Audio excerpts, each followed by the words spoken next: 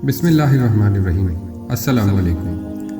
हज़रत अनस बिन मालिक रज़ी अल्लाह ताला अन्हा ने फरमाया, जब रमज़ान का महीना शुरू हुआ तो हुज़ूर पाक सल्लल्लाहु अलैहि वसल्लम ने फरमाया, ये महीना तुम में आया है और इसमें एक रात ऐसी है जो 1000 महीनों से बेहतर है। जो शख्स इसकी बरकतों से महरूम रहा वो तमाम भलाइयों से महरूम रहा, और नहीं महरूम रखा जाता उसकी भलाइयों से मगर वो जो कि बिल्कुल बदनसीब हो। इस माह मुक़द्दस की रात में एक रात लैलतुल क़द्र की रात कहलाती है, जो रसूलुल्लाह सल्लल्लाहु अलैहि वसल्लम की उम्मत पर रब ज़ुल जलाल की तरफ से होने वाली खुसूसी इनायत व करम है। कुरान मजीद ने इस रात को 1000 महीनों से अफजल करार दिया है। 1000 महीने 83 बरस 4 माह बनते हैं।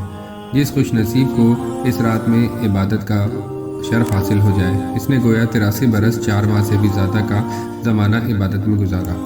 पहली उम्मतों की उम्रें सैकड़ों साल होती थी। अगर कोई अमले सालेह में इनकी बराबरी करना भी चाहे तो ये इसके लिए मुमकिन ना था।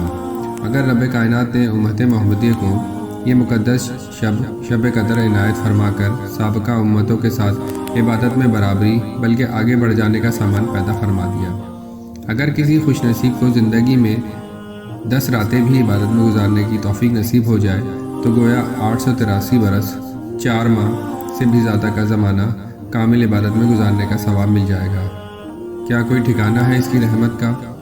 अगर हम इस रात की अजीम फजीलत को हासिल करने की कोशिश ना करें और महीने भर गफलत में गुजार दें तो ये हमारी ही बदनसीबी होगी। हज़रत आयशा रज़ी अल्लाह ताला अन्हा ने कहा कि हुज़ूर अकरम सल्लल्लाहु अलैहि वसल्लम ने फरमाया, रमज़ान के आखिरी अशरे की ताक रातों में शब कदर को तलाश करो।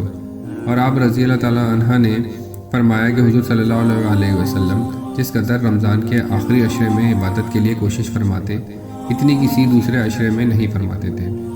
हज़रत आयशा रज़ी अल्लाह ताला अन्हा फरमाती हैं, मैंने हुज़ूर पाक सल्लल्लाहु अलैहि वसल्लम से पूछा, या रसूल अल्लाह, अगर मुझको शब कदर मालूम हो जाए तो मैं क्या करूँ? आप सल्लल्लाहु अलैहि वसल्लम ने फरमाया कि ये दुआ पढ़ो, अल्लाहुम्मा इन्नका अफ़ुव्वुन तुहिब्बुल अफ़्वा फ़अफ़ु अन्नी। इज़्ज़ोजल, तू बहुत माफ़ फरमाने वाला है, माफ़ करने को पसंद फरमाता है, बस मुझे माफ़ फरमा दे।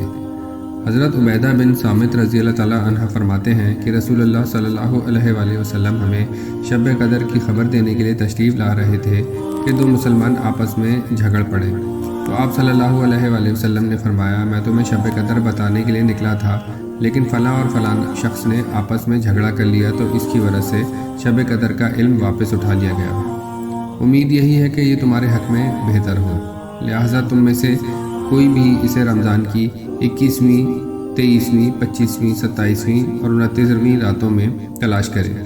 तो इस मुबारक हदीस से ये पता चला कि आपस का झगड़ा इस कदर बड़ा अमल है कि इसकी वजह से अल्लाह सुब्हानहू तआला ने नबी करीम सल्लल्लाहु अलैहि वसल्लम के कल्ब से शब कदर का तयन उठा लिया।